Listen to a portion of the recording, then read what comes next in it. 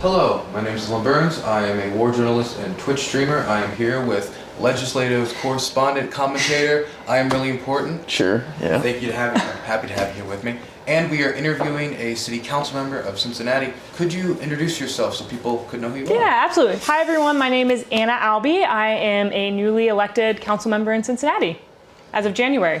Fantastic. Wow, congrats. Thank you. To the point.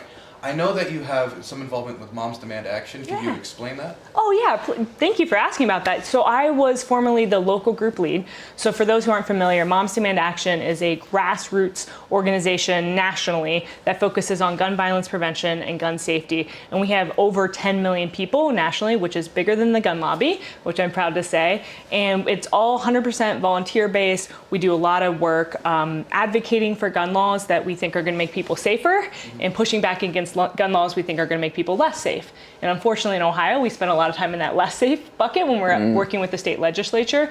But that's really been my foray into politics and working closely with our city government here in Cincinnati was through that work. Why did you pick that issue? Why is that at the forefront for you?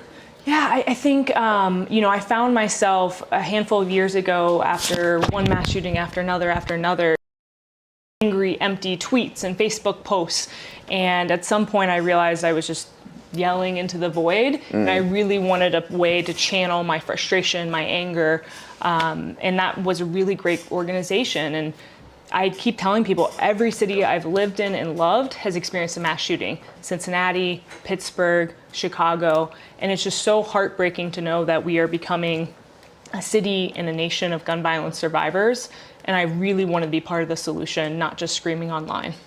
Have you seen any progression on that issue in the last couple of years? Or I know you're really new to the city council, but even in your short time there, have you seen any progress? Yeah, well, so I should say federally last year, we passed our first gun safety bill. Safer Communities Act. Exactly, yep. And that had a lot of great stuff. So that was a big win. Thank you to the Biden administration and to having everyone on board there. Locally, I should say, Ohio's a tough state.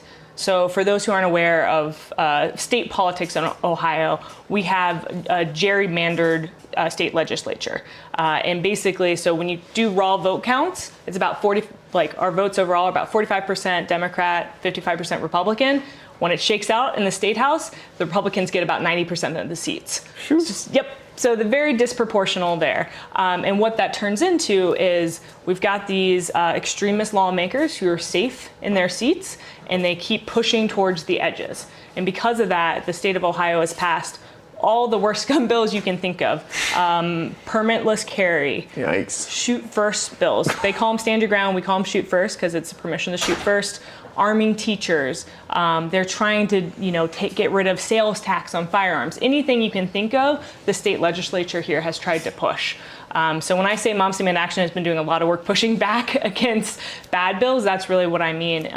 And they do it despite law enforcement here locally. Literally, our Sheriff McGuffey, went up with Moms Demand Action. There are 200 of us, and we all testified and said, do not pass permitless carry. And permitless carry means you can get a gun, no background check, no permit, no nothing, and carry it concealed. So that's been really challenging.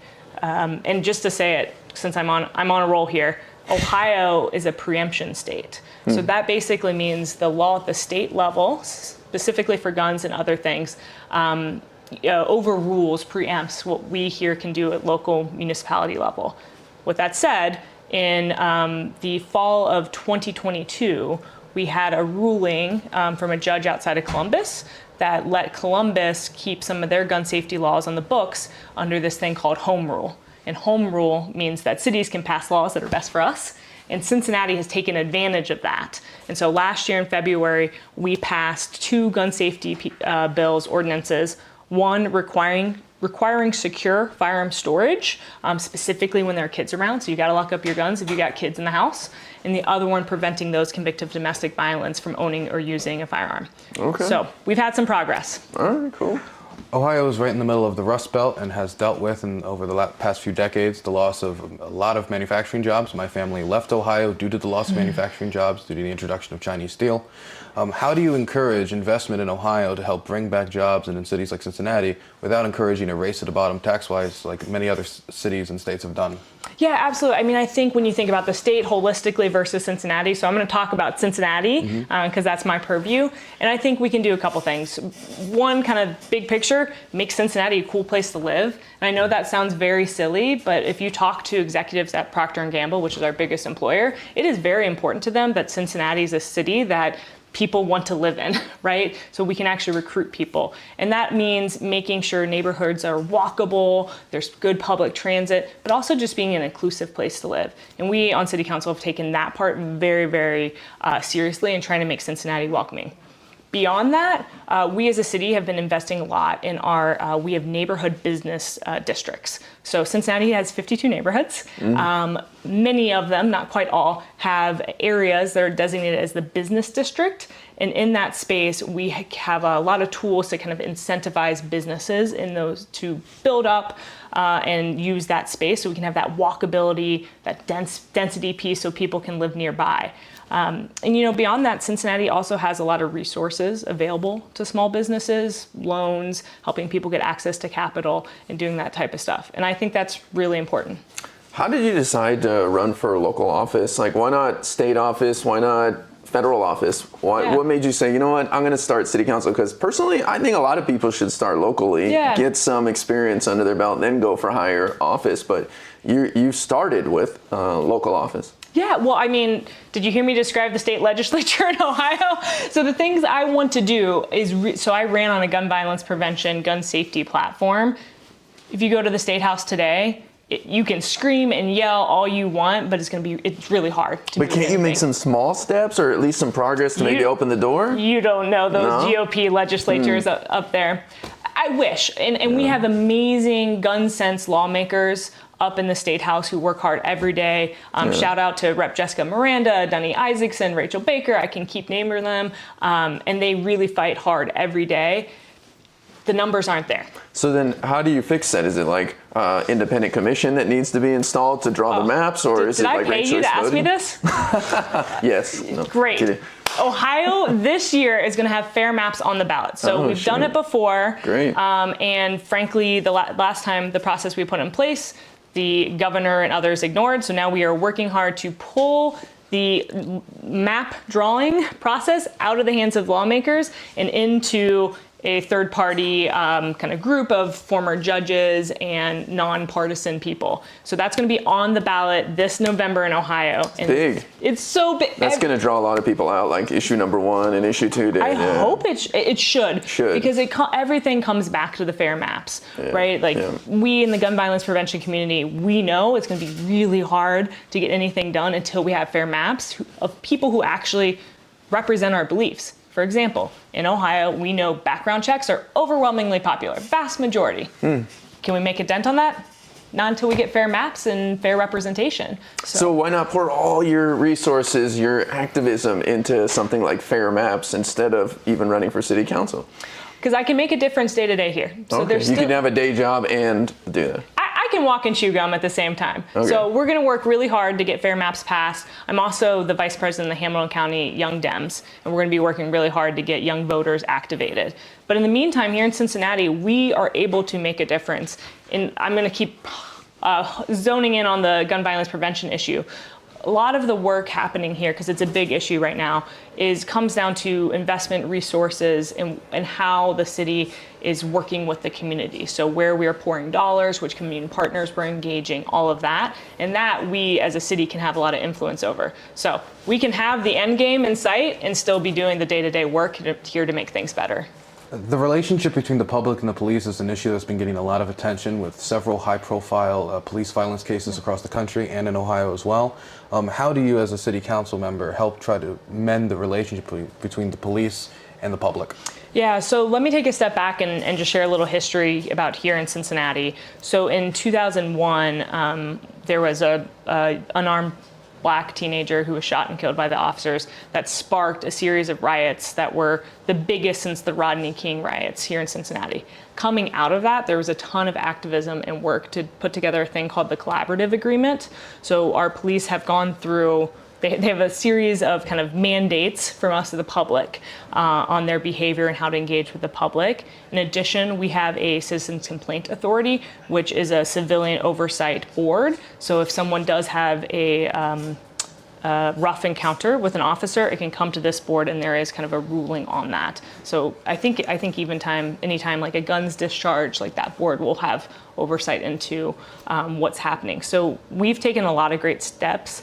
And I do want to say there's an awesome thing for anyone at home who's not in Cincinnati. There's a website and a campaign called Campaign Zero, and it's all around police brutality and relations. And they have a series of, it's called 8 Can't Wait, and it's kind of things that officers should be doing. So implementing, no chokeholds, better reporting, et cetera. I'm proud to say Cincinnati has all 8 of those.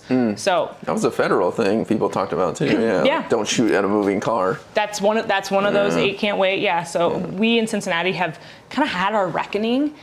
Now, with that said, it's been brutal these last few years. I think with the advent of live streaming and people always having a smartphone, the videos that are coming out are absolutely devastating. And this is a ginormous issue. I think, every city should aspire to pass this kind of 8 Can't Wait and have that oversight. I believe strongly in that civilian oversight and making sure that we're holding people accountable while still doing what we can to support our officers.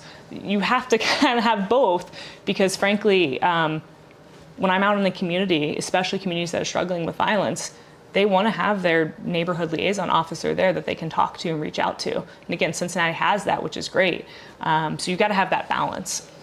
I'm always curious about what it's like once you're on the inside of a legislative body. Yeah. You're an activist, you're on the outside, you're demanding change, you don't see it. You're like, okay, I'm going to get in there. Now you're in there. Yeah. You got to deal with these people. You got to work together as a group. Yeah. Like, I know it's been a short amount of time, but like, what have you seen already has it changed your mind at all in any way, your approach? No, I mean, I think, it's funny. I've been thinking about this week just randomly. And the mantra I've kind of come up with in my own mind is like, think progressive, act practically. So you want to have those progressive ideals, know what you're moving towards, know what that end goal is, but really working towards those practical solutions that you can actually move the needle on.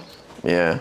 Do you feel like you could face some backlash or criticism from your more progressive allies that you had when you were on the outside, now that you can't share everything with them and hey, I've got to make some compromise here or there? So my background is in communications. That's what I was doing before I was elected. So we've been working really hard to be transparent and build up that trust. So if you go to our council Instagram page, so council member Anna Abli on Instagram, we've been posting a video a day telling people who we're meeting with, giving them updates about what's coming through. And I think that's super important, just giving people an idea of what does city council do? Who are they meeting with? What are those discussions?